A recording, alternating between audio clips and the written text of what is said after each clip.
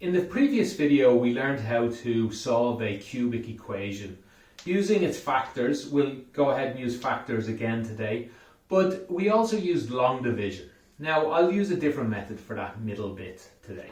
It's about the same length.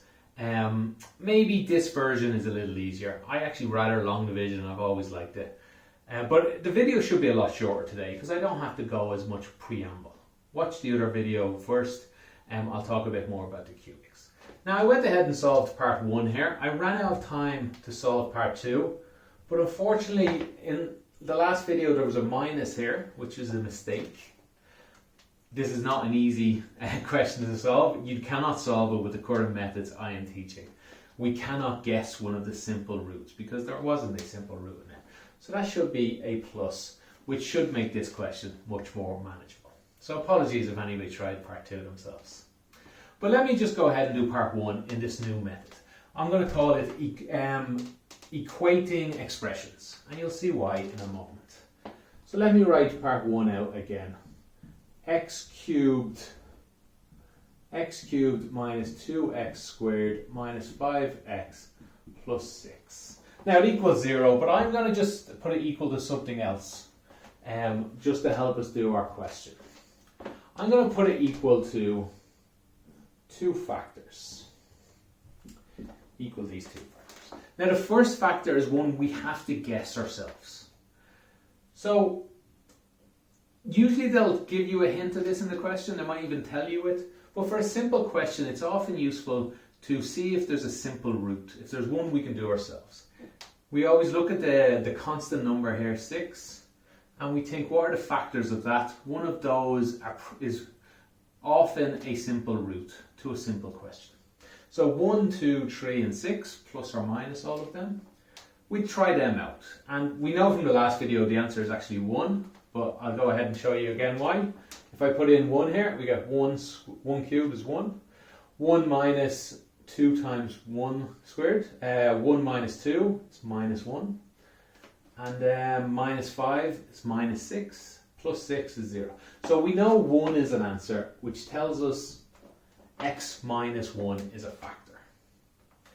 Now, I also know that this must multiply by some sort of quadratic, bx plus c. We just don't know what it is yet, but it must multiply by something to get this. I don't know if this quadratic will be nice or nasty, but it must, if this is a factor, which it is because 1 went in, it must multiply by something here. Now we can actually make the question a little easier by knowing a is 1. X multiplied by ax squared must equal x cubed, so a must be 1. Now I'll forget that knowledge because I'd like to show it again as we do it out. So this is really the setup to this question. The knowing that this equals this. I'm going to use that now in a moment. I'm going to multiply this out and just point out that the x cubes must equal the x cubes. The x squares must equal the x squares. The proof to that, I'm afraid we're going to need some calculus for that, but there is a proof for it. You know, when I get down to that bit, I'll point that out in a moment. So let's jump right in. I simply just have to multiply this out. So we should all be very happy with multiplying expressions. We get x cubed. Ax cubed. We get bx squared plus cx minus ax squared minus bx minus c. Clean that up. We'll have all the x cubes together, all the x's together, x squares together. B and minus a, b minus a, multiplied by x squared, we'll factor it out. The cx and the bx, we get c minus b multiplied by x, and the minus c. Now remember, this is all equal to this line up here. This line up here. I can, the proof that is calculus, which if you're familiar with it, if we differentiate both sides, once we'll get down to x squared terms, differentiate again, we'll get down to x terms, differentiate a third time, we'll get down to constants. And those constants will equal each other. And once I know that constant term, I can go back to the previous differentiation I did and say the term in front of the x equals the term in front of the x, and so on back up the line. I'll go through that in a good few videos from now when we do calculus. But for now, you just have to take it on faith that the coefficient in front of the x cubed will equal the coefficient in front of this x cubed. The coefficient in front of this one equals this one, and so on. So that will give us a is equal 1. It's equal to 1. That's what we could have guessed at the start. We will get b minus a is equal minus 2. C minus b is equal minus 5. And minus c is equal to 6. So let's see. We want a, b, and c. So there's a. B is easy. B is just minus b minus, well, a is 1. So b minus 1 equals minus 2. B add 1 to both sides is equal to minus 1. C, well, we don't need this line because c is right here. Minus c is equal to 6. So c must equal minus 6. Let's use over here. So this expression becomes,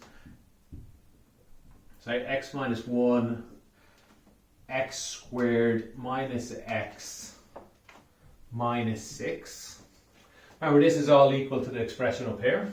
You know what, let's put this 0 back in. Remember, this is equal to 0, this was equal to 0, this was equal to 0. But this can be factorized even more. This guy is a simple enough one.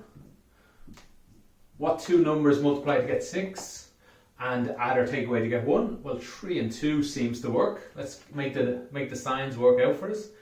Minus and a plus will seem to do it. Yeah, minus and a plus. This all equals 0. Therefore, x minus 1 equals 0, x plus 2 equals 0, and x minus 3 equals 0, which tells us x equals 1. We already knew that at the start. X equals minus 2, and x equals 3. That's it. That's the solution to this entire equation. Let's go ahead and do the same thing with part 2. Okay, part 2. Let's clear it up. Let's add everything or take everything from the right hand side to destroy it and see what appears on the left. All the x cubes are just there. X squares, let's see. Let's add x squared to both sides. That'll destroy that one. All the x's, let's take 8x from here, destroy it, and we'll leave minus 3x on this side. And numbers, minus 5. Take minus 5 from both sides, and we'll leave with 0. This is something we want. Now, we need to guess one of our answers, and then go ahead and find...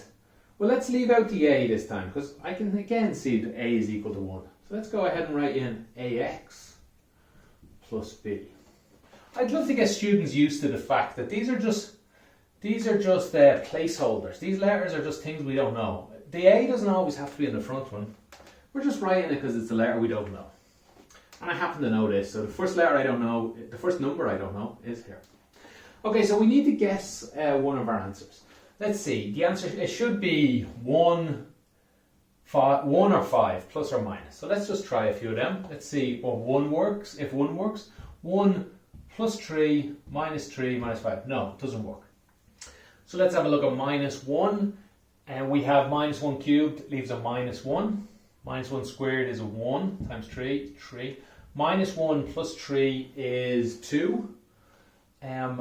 Minus 1 times this leaves a 3. So 2 plus 3 is 5. 5 minus 5 is 0.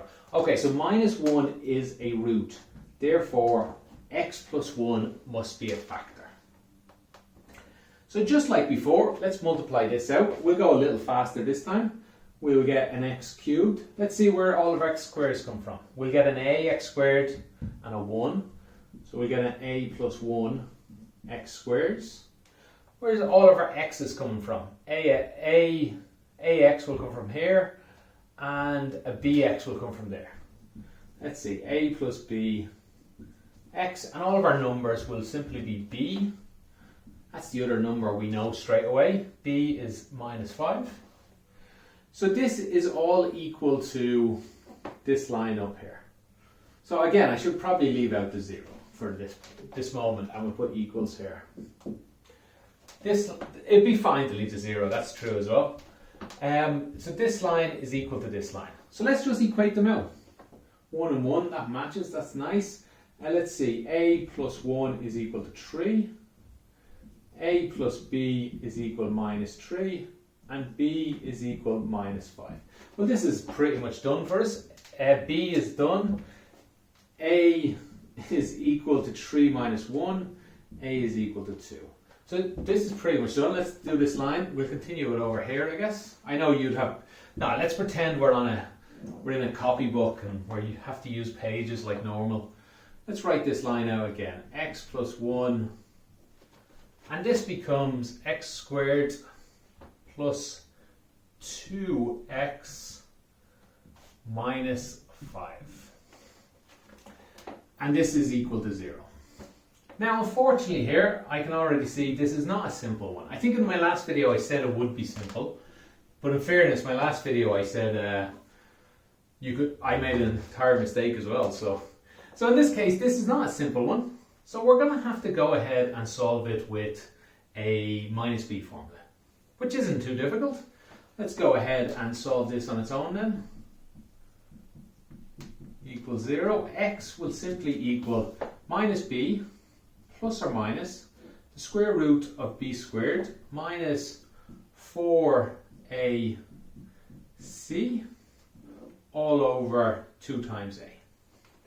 So this is equal to minus 2 plus or minus, let's see, this becomes 24, square root of 24 over 2. We can clean that up even more. This is equal to minus 2 plus or minus the square root of 4, square root of 6. Square root of 4 multiplied by square root of 6 makes 24 over 2. Nice and big writing over here so you can see it. We get equals minus 2 plus or minus 2 square root of 6 over 2.